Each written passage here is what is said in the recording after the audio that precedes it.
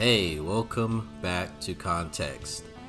So, you're reading the title and you're probably thinking, what? Alright, so let me guess. So you thought Miles Morales was the first Black Spider-Man, huh? Oh, you thought that's who he was. This one predates that by this one predates Miles Morales by couple decades, something like that. Yeah, he's the OG. He is the OG. So yeah, it's not clickbait. So yes, join me as we explore the first kind of asterisk here. I think Black Spider-Man. So we start off the story with young Dwayne, who is just singing and minding his own business as he's making his way down the street. But like most awesome superheroes, he soon gets horribly bullied for absolutely no reason at all. For no reason whatsoever. This guy Lamar actually picks him up by his ankles and just drops him into a concrete puddle. It's pretty brutal. Like bullies back then didn't give a fudge, yo. Like, oh, you're smaller and weaker than me? Okay, cool. I'm gonna break your neck and cause permanent brain damage. Like, this is just unnecessary. Like right away, he's like, oh, okay, yeah, let me pick up my ankles and just drop you. It's actually pretty brutal. So after recovering from his concussion, we see Dwayne in his room admiring his Spider-Man comics and loving what a hero Spider-Man is and how he, stopped the Hulk and how he wishes he was Spider-Man. But little does he know his dream will soon come true when Spider-Man makes a surprise visit at his window. Same day, by the way. So basically Spider-Man, he needs someone to take his place for when he goes out of town. So he's making him like a temp Spider-Man, I guess. And just like any seasonal worker, he gives him very little to no training. He's like, alright, here's your mask, here's how to use the webs, and you're good. Alright, I'm going on vacay. I'll see you later. This is the most manager thing Spider-Man could have done ever. Like, I'm sure Dwayne is probably like, hey, shouldn't I shadow you for, a week or two and kind of, see what's going on? Like, maybe I should fight a villain first. Aren't I missing some key skills like, wall crawling, like super strength, spider sense? It's like, nah, stop. Don't worry about all that. You got everything you need. You have everything you need. It's already inside of you.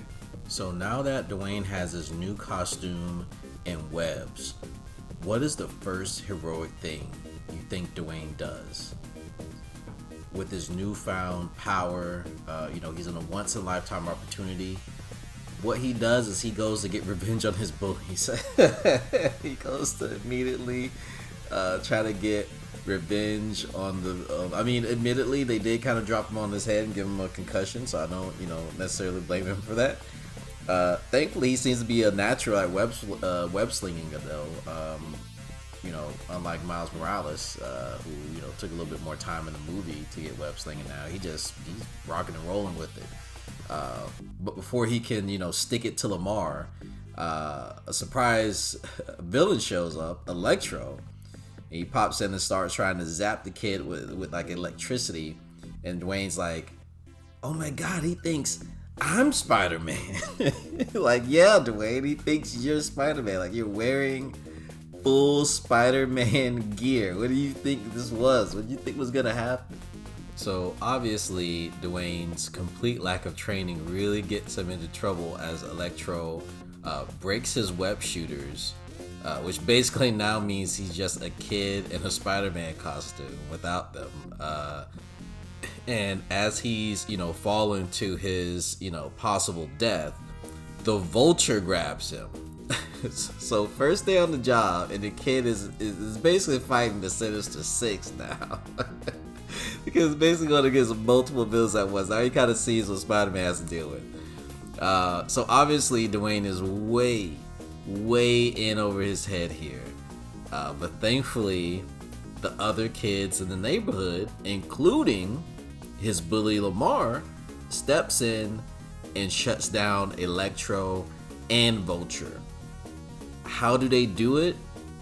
Actually pretty ingenious. They throw pies at Vulture's wings so he can't fly, and they spray Electro with water. So this whole thing is so dumb, but it's actually pretty smart. Like, I don't know if Vulture could fly with pie crust in his wings, right? And water probably would fry Electro. So yeah, the ambush is pretty successful on them. They ambush the heck out of these two and finish them off pretty soundly. Dwayne, who was able to hold on by a lone spider web, falls, however, and crashes into the same puddle that the other kids that Lamar had dropped him into. And of course the other kids rush to his aid, but it turns out, and this is the twist, it's like a Shyamalan twist, it turns out he's back in his normal clothes with no spider suit. Interesting. Alright, so you got me. The title was a little bit clickbait. I'm sorry you had to get this far to figure this out. The title was kind of clickbait because it seems like it was all a concussion-induced dream. So anyway, the kids are like, "Whoa, he didn't mean to hurt you." Like, what? He dropped the boy on his head.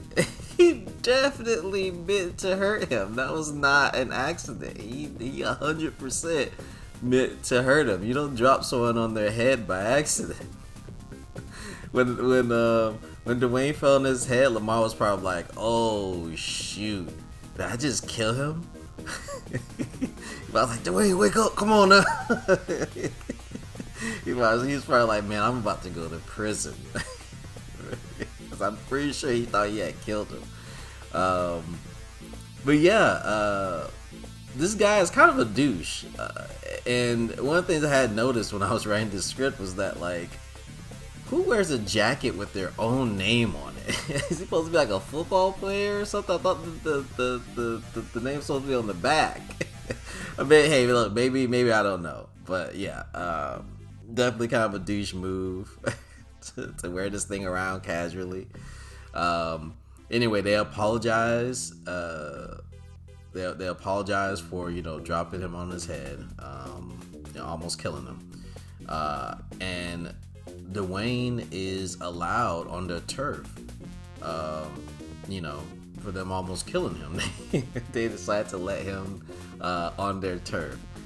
And all was well that ends well, I guess. That's the end of the issue.